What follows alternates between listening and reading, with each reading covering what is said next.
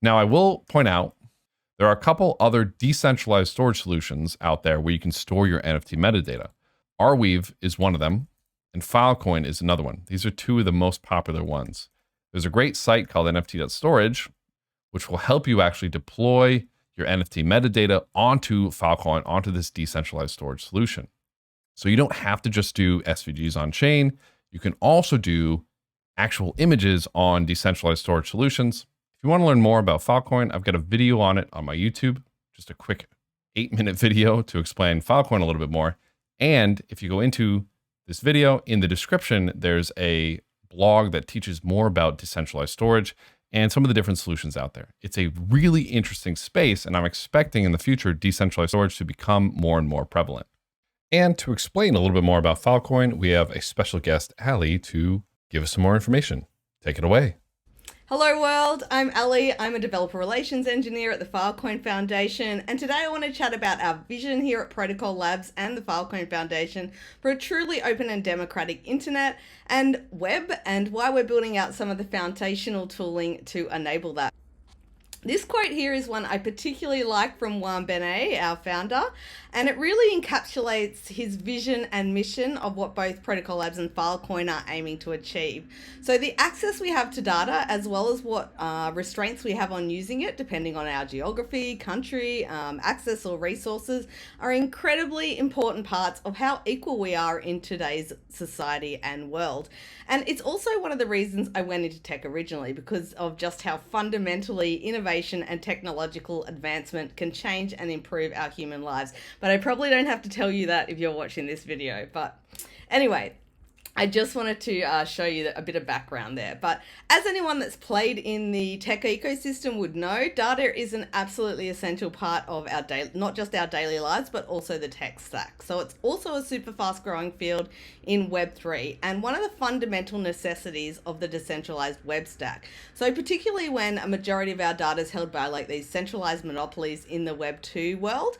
But the problem is most blockchains are not really built to accommodate internet scale data onboarding. And that's just due to the inherent decentralized ledger properties of blockchain tech, which are also amazing, but it makes for a fundamentally expensive data storage.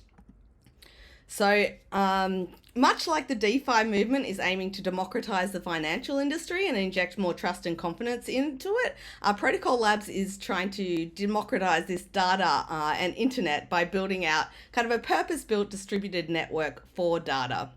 So Protocol's first project was IPFS, a peer-to-peer protocol that uses content addressing rather than location addressing, which I've got no doubt that you've probably heard all about from Patrick here already. IPFS, however, has no mechanisms for storing data with any permanence or reliability guarantees. So this is where Filecoin comes in. The launch of Filecoin in 2020 as a data storage blockchain, an internet scale data storage blockchain, was the first pillar of decentralizing the data infrastructure for the internet. We've since recently launched FVM, an EVM compatible layer 1 for Filecoin, so it enables smart contract functionality on chain and brings these new capabilities to the network, and some like really cool ones which aren't available in just any other EVM network, because we're also dealing with a data storage blockchain in Filecoin. So it enables kind of auto renewal of Filecoin data deal making. It enables tokenization of data sets, really excitingly, and kicking off the possibility of data DAOs, as well as, DeFi for specific use cases like lending and staking of Filecoin, which is really helpful for Filecoin storage providers, which are required to put up collateral to store data on Filecoin. And there's many more use cases that I encourage you to check out in the docs as well. So we're also now adding on to those capabilities and working on bringing both L2 and computation over data layers to Filecoin with projects like IPC and Bakuya. So we're aiming to truly build out like the full infrastructure for a robust computations over all the useful data that's stored in Filecoin, much like the Web2 already has, but we want to do it in this distributed way that allows us to own our own data. So IPC, which is which is Interplanetary Consensus Project, provides L2 capability by acting as a framework to enable on-demand horizontal scalability of Filecoin. So you can deploy subnets or self-governing chains that can spawn their own state, validate messages in parallel, and seamlessly interact with any network in the hierarchy, as well as roll up to the Filecoin root network. Really exciting project. Encourage you to check that one out. Secondly, Bakuya is a peer-to-peer verifiable compute network that enables complex computation over data. And we have so much amazing data stored in Filecoin that we want to be able to do this.